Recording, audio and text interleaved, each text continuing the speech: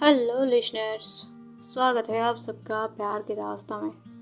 मैं आपके होस्ट श्री हूँ। चलिए आते हैं हमारी कहानी पर, जिसका नाम है अजनबी।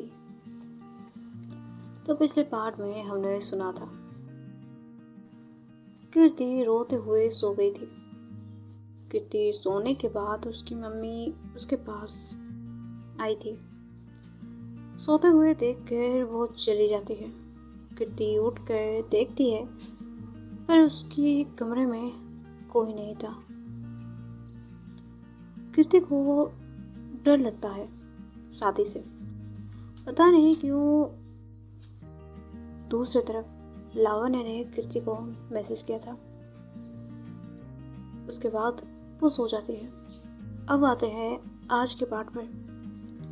सुबह की सूरज की किरणें कीर्ति के चेहरे पर पड़ रही थी। वो उठती है, फिर फ्रेश होने के लिए चली जाती है। आज वो एक वाइट कुर्ती पहनी हुई थी। उसके बाद अपनी सारी चीज़ें को सजा के रखती है। कुछ देर बाद वो अपनी कॉलेज के लिए निकल जाती है बिना खाए। वो कल की वजह से शायद गुस्से में थी। कीर्ति की मम्मी कहते हैं, बेटा खाना खा के तो जाओ। कीर्ति कहती है, नहीं माँ, भूख नहीं है, मैं जा रही हूँ। वो कॉलेज चली जाती है। कॉलेज में पहुँच कर वो एक डेस्क पर बैठ जाती है। उसकी फ़ोन की नेट ऑन करती है, इंस्टाग्राम जाती है। लाइक का नोटिफिकेशन आ गया था, पर एक मैसेज रिक्वेस्ट भी था। वो देखती है, फिर पढ़ती है। उसे उस पल के लिए लगा, कोई तो है जो मेरी फीलिंग्स को समझ रहा है। कीर्ति ने मैसेज की रिप्लाई नहीं दिया। वो थोड़ी परेशानी में थी, क्योंकि उसे लग रहा था उसकी मम्मी उसकी शादी कर देंगे। उसके बाद कीर्ति की एक फ्रेंड आती है। वो उसे सारी बातें शेयर करती है, फिर कुछ फ़ायदा नहीं होता। कुछ देर बाद कीर्ति की क्लास स्टार्ट हो गई और कीर्ति क्लास में ध्यान देने लगी। अब आते हैं दूसरी तरफ। लावण्या उठकर जॉगिंग के लिए गई थी। कुछ देर बाद लावण्या घर पर आती है। रिद्धि उठ चुकी थी। लावण्या फ्रेश होने के लिए जाती है। फ्रेश होकर आने के बाद वो देखती है रिद्धि बेड पर बैठी हुई है। लावण्या कहती है, क्या बात है, तू यहाँ? रिद्धि कहती है, कुछ नहीं, बस ऐसे ही। तू कब से बोल रही थी ना कि तुझे घूमने जाना है। चल, आज तुझे मैं घुमाने ले जाती हूँ। लावण्या कहती है, वाह यार, आज तू खुद मुझे घूमने के लिए बोल रही है। आज सूरज पश्चिम से निकला है क्या? रिद्धि कहती है, नहीं। तुझे जाना है कि नहीं, बोल। लावण्या कहती है, नेकी और पूछ पूछ। जस्ट ए मिनट, रेडी हो जाती हूँ। और हाँ, खाना खाने के बाद हम दोनों जाएंगे। रिद्धि कहती है, ठीक है। लावण्या रेडी होकर नीचे जाती है, खाना खाती है। उसके बाद ये दोनों घर से निकलते हैं घूमने के लिए, वो भी लावण्या की बुलेट से। रिद्धि गाइड कर रही थी। लावण्या कहती है, पहले कहाँ जाना है? रिद्धि कहती है, पहले बड़ो घाघरा, उसके बाद सानो घाघरा। लावण्या कहती है, ओके। ये दोनों घर से 9 बजे निकलते हैं। करीब 20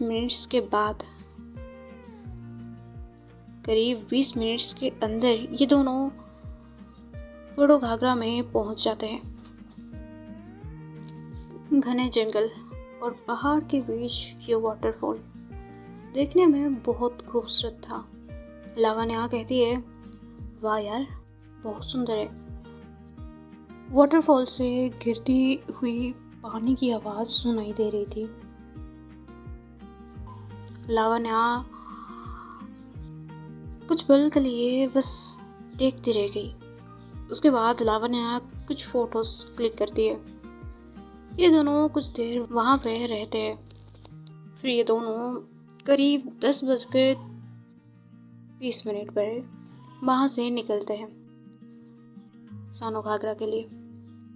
उसके बाद ये दोनों 10:40 या 45 पर वहाँ पर पहुँचते हैं। बड़ो घाघरा का शोर के बाद सानो घाघरा का अजीब सी खामोशी लेकर आया। लावण्या ने बाइक एक पेड़ के नीचे खड़ी की और धीरे से पानी के पास जाकर बैठ गई। रिधि कहती है, अच्छी है ना? लावण्या कहती है, बहुत अच्छी है यार, मैंने ये एक्सपेक्ट भी नहीं किया था। एक अजीब सी सुकून मिल रही थी। रिधि कहती है, अच्छा। उसके बाद ये दोनों करीब 11:30 आसपास वहाँ से निकलते हैं। अब वो दोनों टाउन की तरफ आ रहे थे। कुछ देर बाद ये दोनों टाउन में पहुँचते हैं। वाटरफॉल की ठंडी हवा धीरे धीरे बाजार के शोर में बदल रही थी। सड़क के दोनों तरफ दुकानें खुली हुई थी। कहीं चाय की खुशबू आ रही थी तो कहीं लोग अपने रोज के काम में व्यस्त थे। उसने बाइक की स्पीड धीमी कर दी और बिना किसी मंजिल के बाजार की तरफ मुड़ गई। इसके बाद ये दोनों बाजार घूमने लगते हैं। ये दोनों को घूमते घूमते 1 बज गई थी। लावण्या कहती है, अब कहीं पे खाना खाते हैं। रिधि कहती है, चल जाते हैं। उसके बाद लावण्या की बुलेट एक अच्छे से होटल के सामने रुकती है। लावण्या हेलमेट उतार कर उसकी बाल ठीक करती है और अंदर चली जाती है। होटल में ज़्यादा भीड़ नहीं थी। कुछ लोग लंच कर रहे थे और कुछ अपनी मीटिंग्स में व्यस्त थे। उसने खिड़की के पास वाली टेबल चुनी। बाहर सड़क पर आते जाते लोग दिख रहे थे। वेटर मेनू लेकर आया। उसने पहले एक ठंडा पानी मंगाया और फिर खाना ऑर्डर किया। खाना आने तक वो अपने फ़ोन में वाटरफॉल्स की फोटोज देखने लगी। कुछ देर बाद खाना आ जाता है। ये दोनों मिलकर खाते हैं। खाना खाने के बाद ये दोनों घर पे नहीं बल्कि केवंझर की छोटी छोटी गलियों में घूमने के लिए चले जाते हैं। लावण्या कहती है, वैसे और कहाँ जाना है? रिधि कहती है, अभी कुछ देर रेस्ट करते हैं। उसके बाद अब दोपहर के करीब 2 बज रहे थे। बाजार का शोर उसके सिर पे गूंज रहा था, इसलिए उसने बाइक पार्क की और पार्क के अंदर चली गई। पेड़ों की छांव में हल्की ठंडी हवा चल रही थी।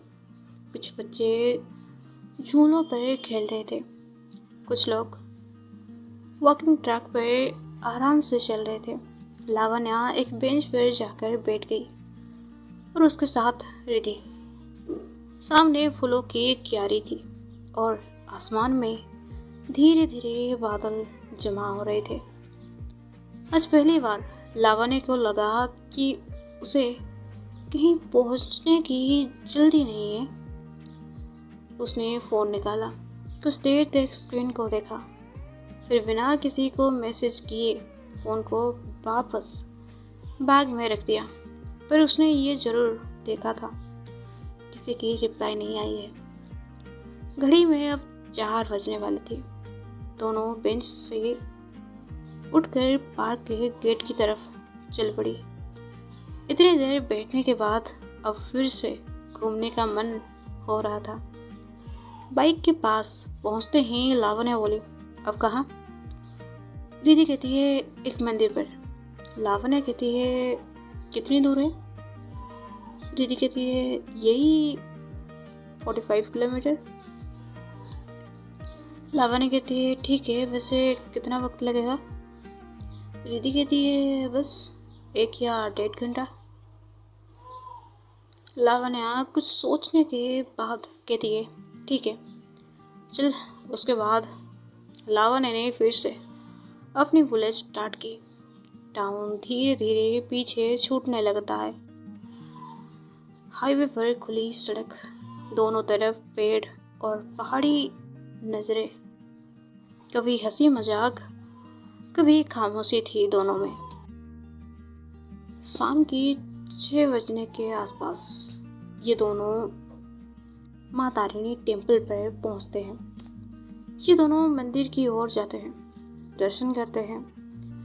मंदिर की घंटियों की आवाज हवा में गूंज रही थी। दिन भर की दौड़ भाग के बाद दोनों कुछ देर चुपचाप खड़ी रही। कभी कभी सफर मंजिल से ज्यादा यादगार लगता है। उसके बाद ये दोनों प्रसाद खाते हैं। कुछ देर वहां पर ही घूमते हैं। फिर रिद्धि कहती है अब चले या फिर तुझे और घूमना है?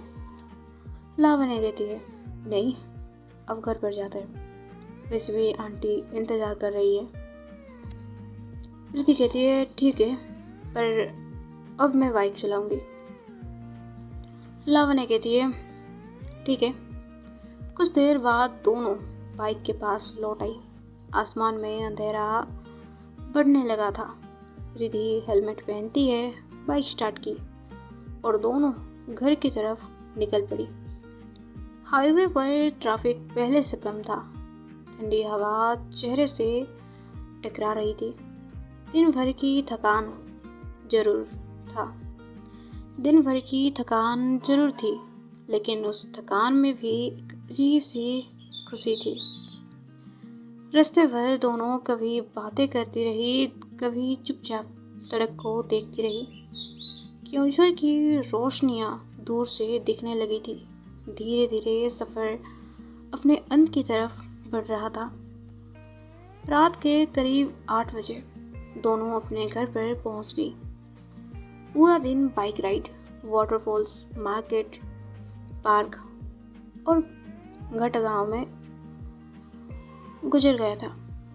यादें बहुत थी और फोन की गैलरी उससे भी ज्यादा भरी हुई थी। लावण्य जाके फ्रेश होती है, फिर वो सो जाती है क्योंकि वो आज बहुत थक गई थी।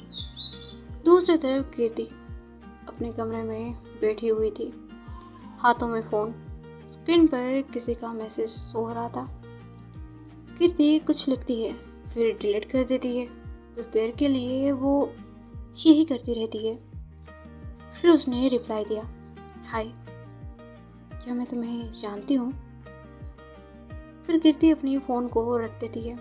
वो अपनी डायरी पर कुछ लिखती है। कुछ देर बाद वो नीचे जाकर खाना खाती है। अब वो गुस्सा नहीं थी। कीर्ति की यही आदत है, वो ज़्यादातर गुस्से में नहीं रह सकती। वो खाना खाकर अपने कमरे में चली आती है। खिड़की के पास जाकर कुछ देर के लिए खड़ी हो जाती है। आसमान की ओर देख रही थी।